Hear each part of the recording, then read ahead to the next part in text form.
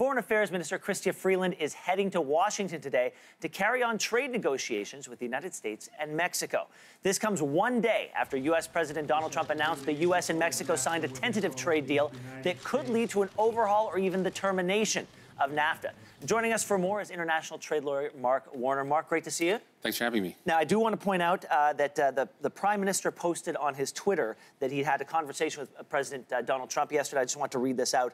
The Prime Minister had a constructive conversation yesterday, with President Trump regarding the North American Free Trade Agreement. The leaders welcome the progress that has been made in discussions with Mexico and look forward to having their teams engage this week with a view to have a successful conclusion of negotiations. What are your thoughts on where things stand and that comment regarding where we've got to get to? Well, it was more fun when Trump used to also put out his readouts, but he stopped doing that a couple months ago. It's always fun to look at the differences between the two. I think that's what you'd expect the Prime Minister of Canada to say at this point. He obviously is somewhat disappointed. I guess most people are that they've gone forward with Mexico, and that obviously Canada's going to have to decide whether we're going to play ball in short order. Well, that's right. Chrystia Freeland's office said we will only sign a new NAFTA that is good for Canada and good for the middle class. Canada's signature is required. There's an implication there that they can't do a deal without Canada. A lot of this stuff gets into really technical American law questions. It seems to me that we're hearing an awful lot of declarative statements about what can and can't be done.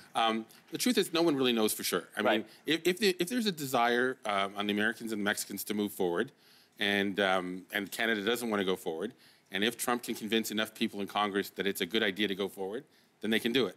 So those are a lot of ifs. That's a lot of ifs. But there's also a lot of gambling if you're counting on that not happening. We haven't seen a lot of profiles and courage from the Republicans yet. And meanwhile, you've got, there were stories that came out months ago about how Canada and Mexico had agreed that neither would sign a deal without the other. And I never believed any of that. I mean, I might have even been on here saying, why are you listening to what people say publicly?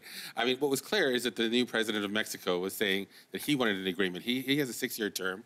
He says he's going to have a referendum on his term at the 3-year mark. And it was pretty obvious to me he was not going to want to spend his first 3 years talking about NAFTA. I think that should have concentrated minds in Ottawa, that there was an indication, despite what they were saying publicly, that Mexico wanted to do a deal.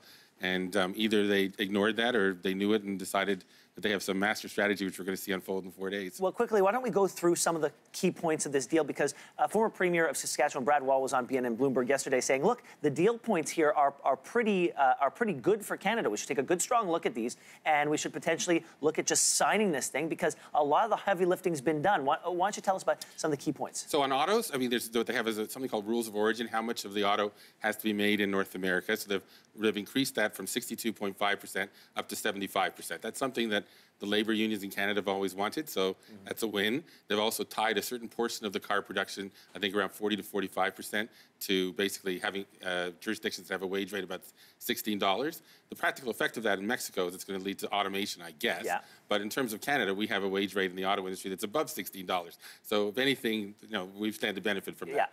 Other areas, the Mexicans agreed to increase their de minimis clause for purchasing online to $100. They had $20. We have $20. The Mexicans have agreed to go to $100.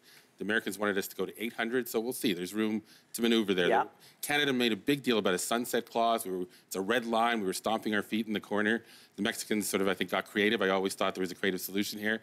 They said, look, we'll have a 16-year deal. We'll review it every 16 years, and we'll renew it for the 16 years. So review rather than look to terminate. Review plus possibly you could always terminate NAFTA now under 6 months' notice. So I never really understood the government's position of a red line on that, and there's a creative solution that the Mexicans have found. I think we should just sign on to.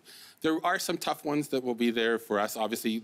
Supply management and agriculture. Now it's Canadian consumers. It's good for us, but it's hard politically. All right, Mark, we're going to have to leave it there today, but thank you so much. A lot more to pay attention to on this file. Thanks for having me on. Appreciate it.